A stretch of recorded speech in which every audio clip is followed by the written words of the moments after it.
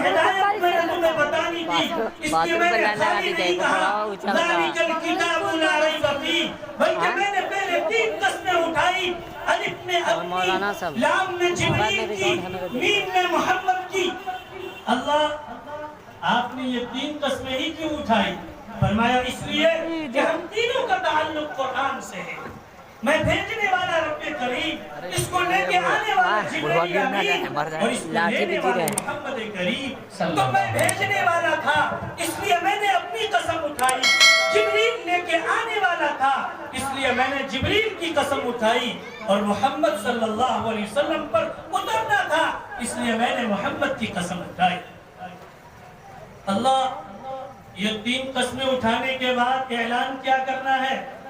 فرمایا اعلان ذالک الکتاب لا ریب فیہ، خبردار میرے نبی کے امت کے لوگوں، میں 3 قسمیں اٹھا کر کہہ رہا ہوں، مجھے اپنی قسم یہ قرآن سچا ہے، مجھے جبریل کی قسم یہ قرآن سچا ہے، مجھے محمد کی قسم یہ قرآن سچا ہے۔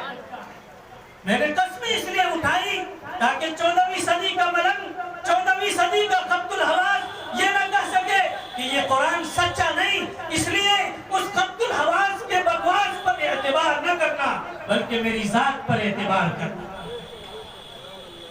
3 قسمیں، الف اپنی قسم، لام جبریل کی قسم، میم محمد کی قسم۔ کیوں؟ اس لیے کہ اتارا میں نے ہے، لیکن آنے والا جبریل ہے، اور لینے والے محمد کریم ہے۔ 3 قسمیں اٹھانے کے بعد اعلان کیا گیا ذالک الکتاب لا ریب فیہ، اس کتاب میں کوئی شک نہیں، توجہ کرنا، اس کتاب میں کوئی شک و شبہ، وہم گمان، تردد، رائبہ شائبہ اور شک کی بھی گنجائش نہیں۔ کبھی توہم میں بھی نہ سوچنا کہ یہ کتاب سچی نہیں۔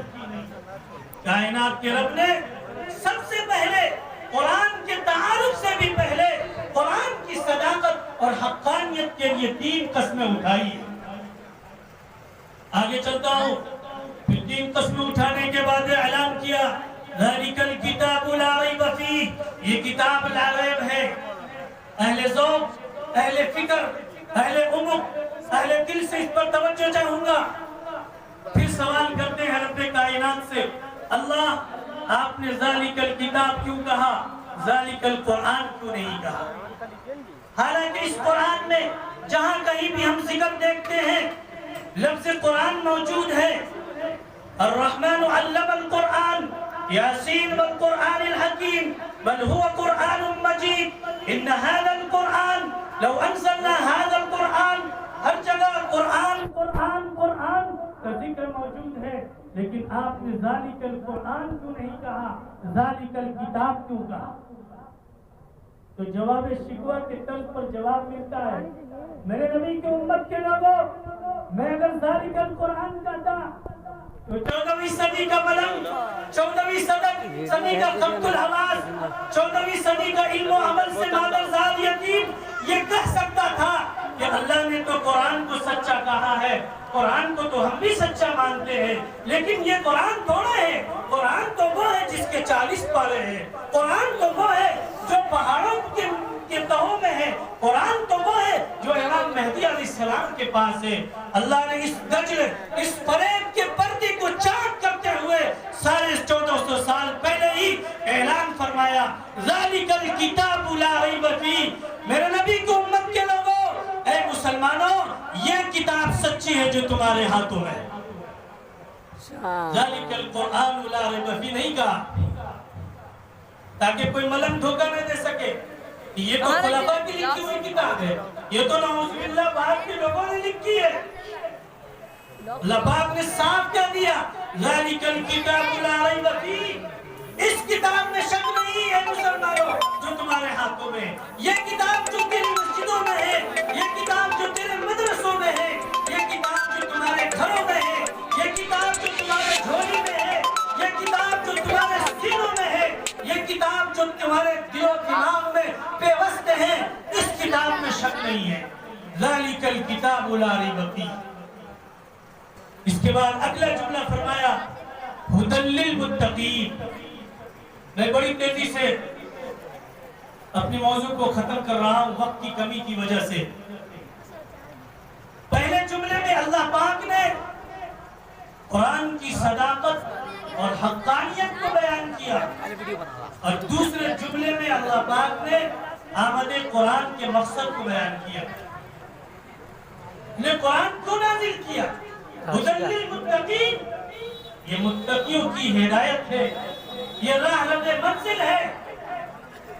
اب پھر کائنات کے رب سے سوال کرتے ہیں، اللہ آپ نے اپنی کتاب کا تعارف بڑا مختصر کرایا، جس کی وجہ سے ہمارا دل ابھی نہیں بھرا۔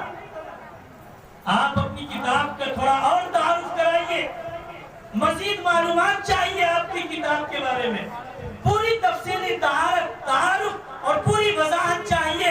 اللہ اس کتاب کا نام کیا ہے، اس کتاب کا کام کیا ہے، اس کتاب کا شان کیا ہے، اس کتاب کا احترام کیا ہے، اس کتاب کا اکرام کیا ہے، اس کتاب کی حفاظت کا انتظام کیا ہے، اس کتاب کے بھیجنے والے کا نام کیا ہے، اس کتاب کے لانے والے کا نام کیا ہے، اس کتاب کے لینے والے کا نام کیا ہے، اس کتاب کا اصلی مقام کیا ہے، اس کتاب سے دوستی کریں تو رزلٹ و انجام کیا ہے، اس کتاب کو پڑھیں تو اس پر انعام کیا ہے۔ تو کائنات کے رب فرماتے ہیں کہ میرے نبی کی امت کے لوگوں، اگر ان سارے سوالوں کا جواب چاہتے ہو تو مجھ سے کیوں پوچھتے ہو؟ میرے قرآن کو اٹھاؤ، وضو کرو، اسے اٹھاؤ، اسے کھولو، اسے چومو، اس میں جھومو اور اس میں گھومو اور اس سے سارے سوالوں کا جواب مانگو۔ تو آج سے لے کر صبح قیامت تک تم جس سوال کا بھی جواب مانگو گے، میری کتاب تمہارے ہر سوالوں کا جواب دیتی جائے گی۔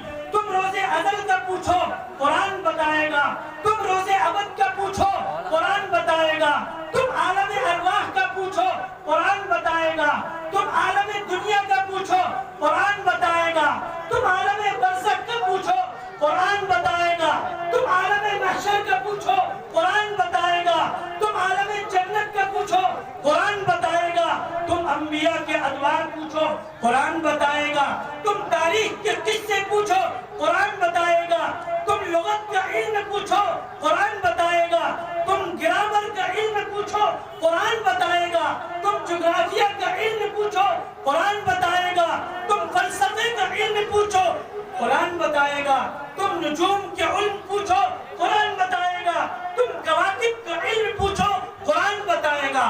تم جو بھی سوال میری کتاب سے کرو گے، میری کتاب ہر سوال کا جواب دیتی جائے گی۔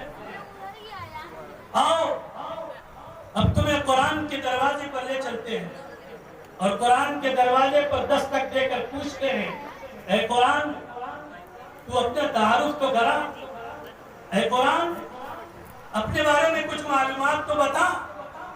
کتاب پوچھتی ہے، پوچھ کیا پوچھنا چاہتا ہے۔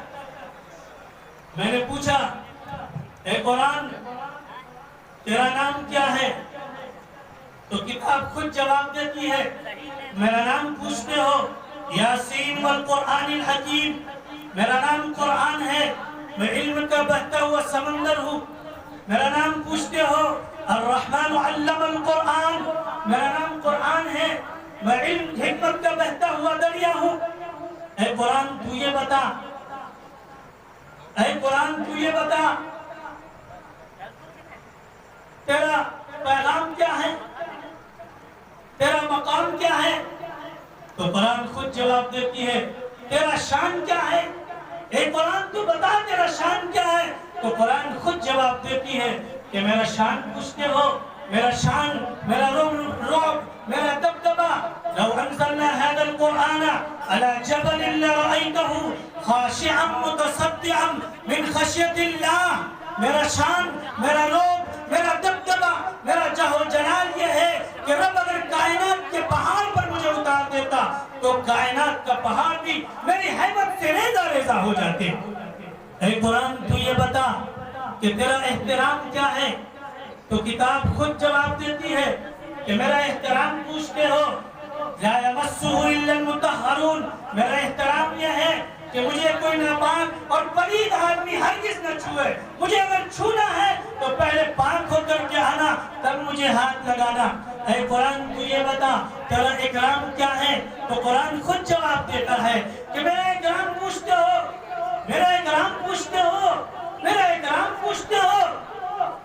وَإِذَا قُرِئَ الْقُرْآنُ فَاسْتَمِعُوا لَهُ وَأَنصِتُوا لَعَلَّكُمْ تُرْحَمُونَ. کہ جب امام قرات کر رہا ہو، سورہ فاتحہ پڑھ رہا ہو نا، تو چپ کر ادب سے سنا کر، اپنی نہ شروع کر دیا کر. یہی میرا اکرام ہے. اے قرآن تو یہ بتا تیرا اصلی مقام کیا ہے؟ تو قرآن خود کہتا ہے کہ میرا اصلی مقام پوچھتے ہو. بل هو قرآن مجید فی لوح محفوظ. میرا اصلی مقام یہ ہے کہ میں لوح محفوظ پر نقش رہتی ہوں. اے قرآن تو یہ بتا، اے قرآن تو یہ بتا تیرا قوم کے لیے پیغام کیا ہے؟ تو بھی وہ خود جواب دیتا ہے کہ میرا قوم کے لیے پیغام پوچھتے ہو. میرا پیغام یہ ہے، جاؤ جاؤ دنیا والوں کو بتا دو، دنیا والوں میں اعلان کر دو، ان هذا القرآن يهدي للتي هي اقوم، کہ میں ہی وہ کتاب مبین ہوں